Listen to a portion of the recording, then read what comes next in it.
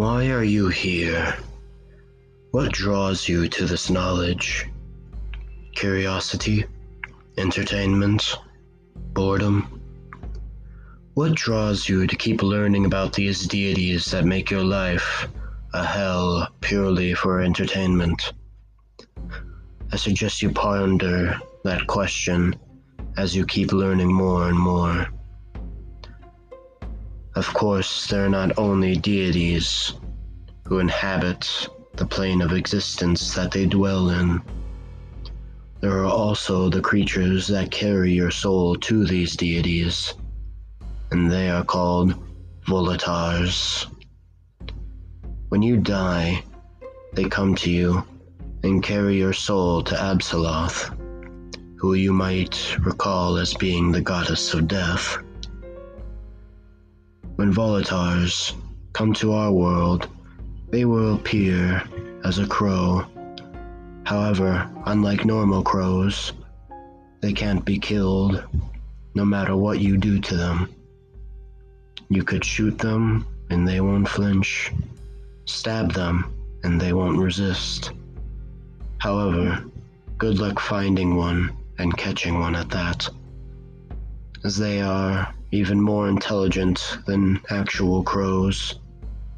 They won't fall for any trap that you can conceive, and they will be sure not to get close enough for you to grab them.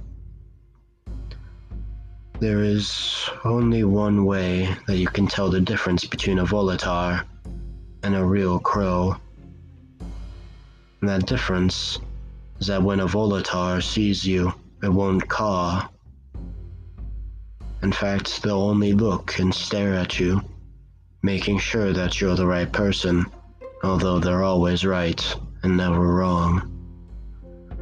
This simply means that they are your personal Volitar. They will be the one that takes your soul once you die. Do not be afraid. This doesn't mean you'll die once you see them or anything. It just means that you will in fact die one day. Once you die, they have your soul. They go back to the plane that these deities exist on, and their true forms are revealed. They are winged humanoids that look very much like demons. Sharp teeth like razors, claws that are longer and sharper than any dagger. These are the claws they use to hold your soul as they carry it. They then simply drop it off and go back to our world to wait for the next soul to die, forever serving their godlike masters. You may be wondering how they are created. Well, they used to be humans.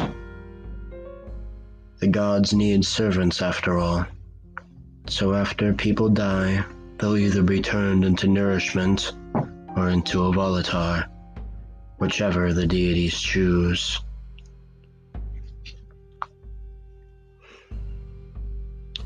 Now that you've learned about this, did you think about why you're here?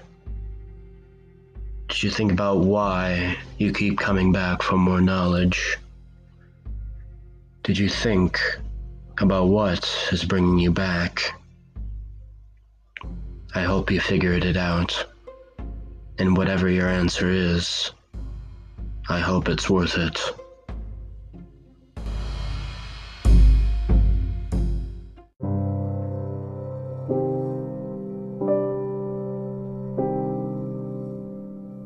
Hello, dear listeners, it's me, Children of the Night here, and though unfortunately we must part ways for now, I do hope you enjoyed tonight's story.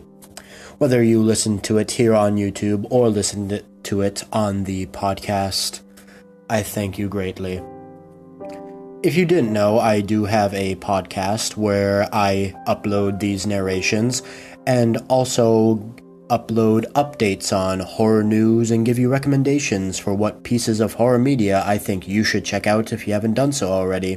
That podcast can be viewed on Spotify, Anchor, Google Podcasts, pretty much everywhere where you can get podcasts. Also, if you want to be more involved in the community we have here, I do have an Instagram page at Children of the Night 1. There you can find just some updates and also some funny things that I post on occasion.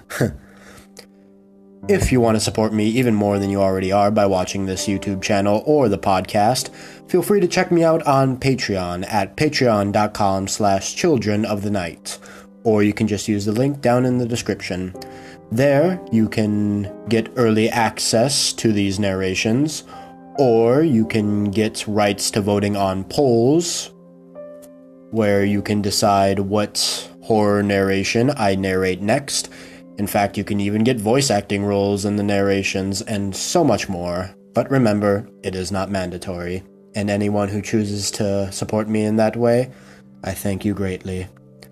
But, until we see each other again, I want to say good night and sweet dreams to all my fellow children of the night.